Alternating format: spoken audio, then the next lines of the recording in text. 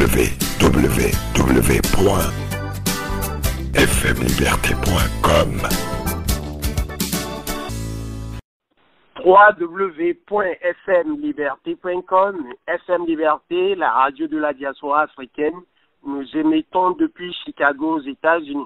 Amis auditeurs, ravis de vous retrouver pour l'émission La Libre Antenne. La Libre Antenne qui essaie d'accorder la parole, de tendre le micro à tous les acteurs de l'actualité sociopolitique. Aujourd'hui, nous serons en Belgique, plus précisément à Bruxelles, pour retrouver M. Rodney Atipwe. M. Atipwe est membre de la Jeunesse des leaders pour unir la jeunesse donc du parti de Fornia Singbe. Il est notre invité. Eric Alovor à la technique, je suis Bill Émile Davolk au micro. Rodney Atipwe juste après ceci. FM Liberté, un autre son de cloche.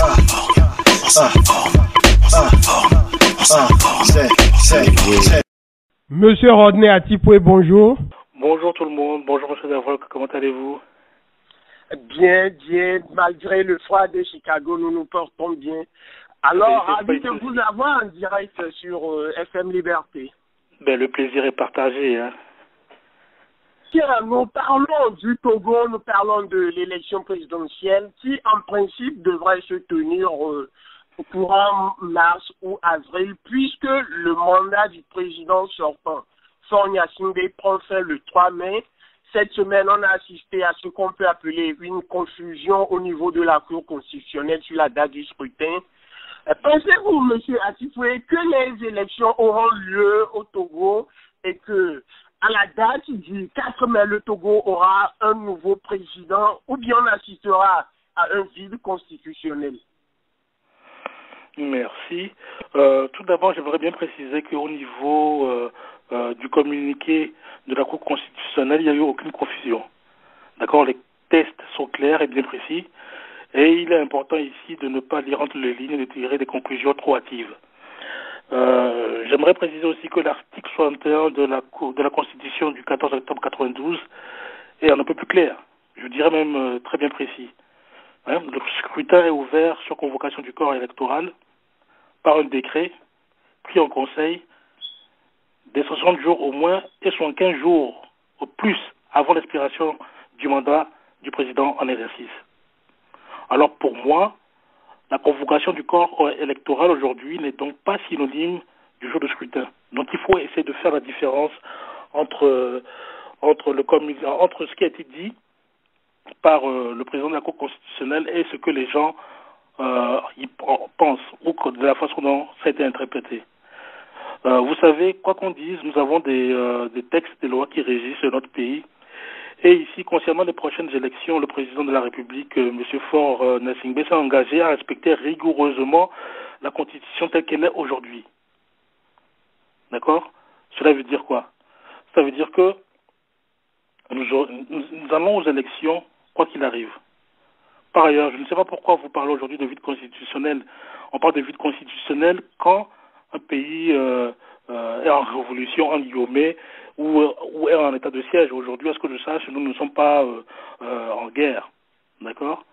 Donc, non, oui. Mais justement, au Togo, on ne sait pas quand est-ce qu'on va voter. Il n'y a pas encore convocation formelle du corps électoral. Et donc, oui, le calendrier de l'élection n'est pas respecté.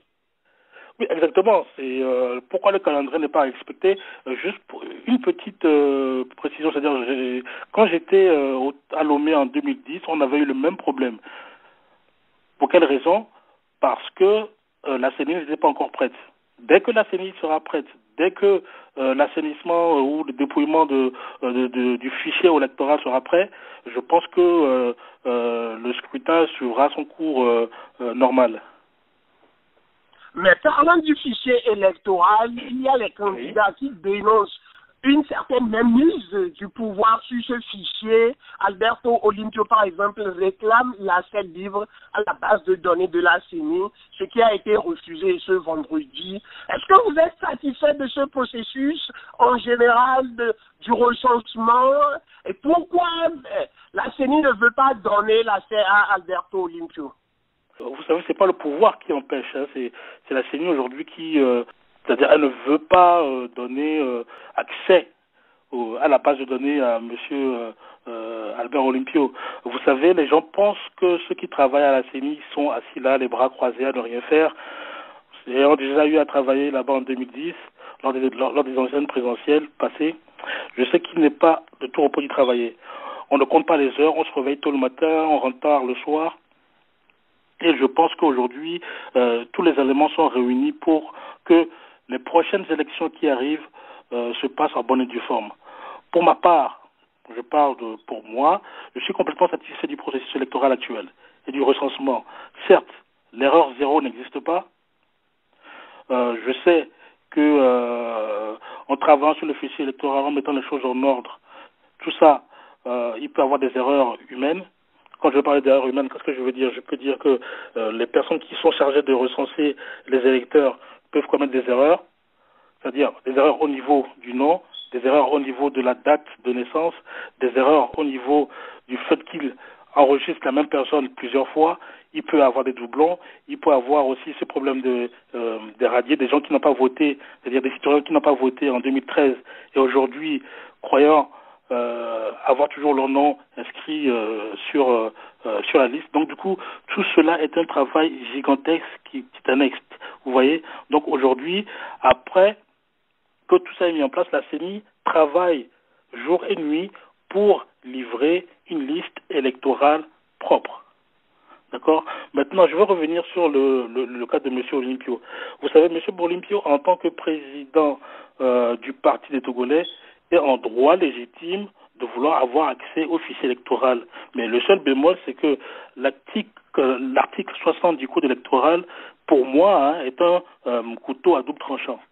Vous savez, les lois ne sont pas écrites par des idiots. Excusez-moi le terme que j'utilise aujourd'hui. Pour moi, la CENI est la seule entité compétente à définir l'organisation et par-dessus tout la mise en place du fichier électoral. Elle est la seule, je dis bien la seule, à gérer ce fichier. Donc j'aimerais aussi, par la même occasion, que l'on clarifie ce que veut dire le droit d'accès. D'accord? Avoir accès à cette base de données. Justement, c'est là où se trouve le problème. Voilà. Est-ce que le candidat Alberto Olympio doit recevoir le fichier en format PDF ou bien il a accès même au disque dur des ordinateurs de la CENI? Soyons sérieux, soyons logiques. Le format PDF n'est rien.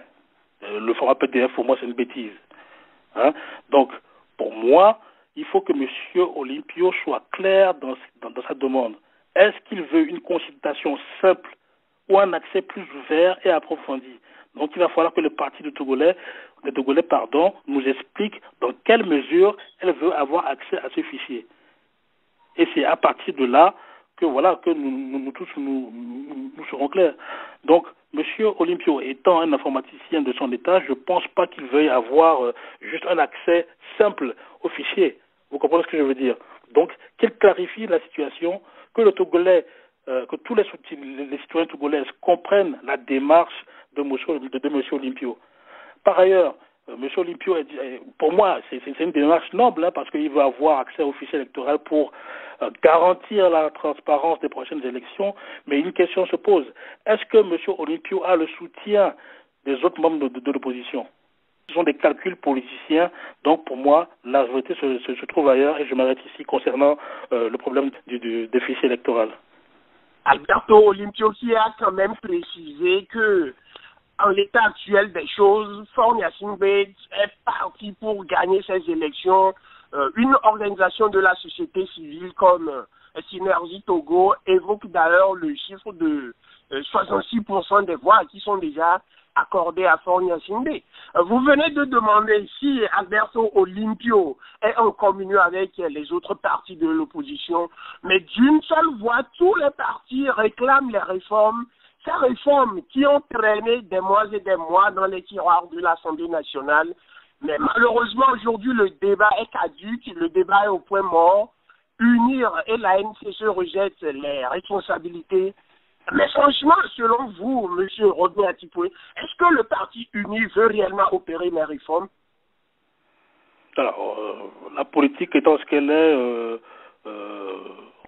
voilà, tout le monde se rejette la balle, mais évidemment, pour moi, je pense que nous devons passer par les réformes. D'accord?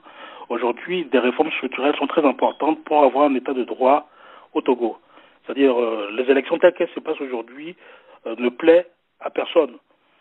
Précisément la jeunesse, nous sommes tous des jeunes aujourd'hui, et pour nous aujourd'hui, avoir des réformes est une chose importante. C'est vital pour l'avenir du Togo. Les réformes sont impératives pour notre pays. Et je suis convaincu que le chef d'État lui-même est dans la même logique. Pensez-vous sincèrement qu'il compte s'éterniser au pouvoir?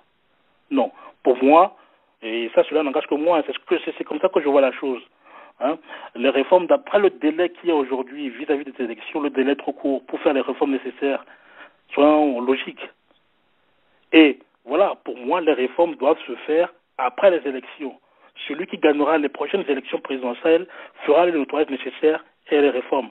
Que ce soit ce qu'on avait dit en 2007, que l'Assemblée qui sera élue en 2007 ferait les réformes, la même chanson en 2010, en 2013, nous sommes aujourd'hui en 2015.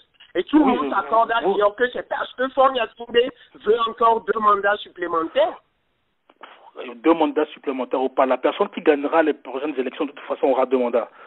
Ou décidera de rester dans la Constitution comme elle est aujourd'hui, ou décidera de faire les réformes nécessaires pour pouvoir avoir un truc assez carré dans l'avenir. Vous comprenez ce que je veux dire? Mais quoi qu'il en soit, on doit passer par les réformes. Mais moi, pour moi, personnellement, le délai est trop court. Allons aux élections. Après les élections, celui qui gagnera s'occupera à faire le nettoyage et à faire les réformes. Ça, c'est mon point de vue.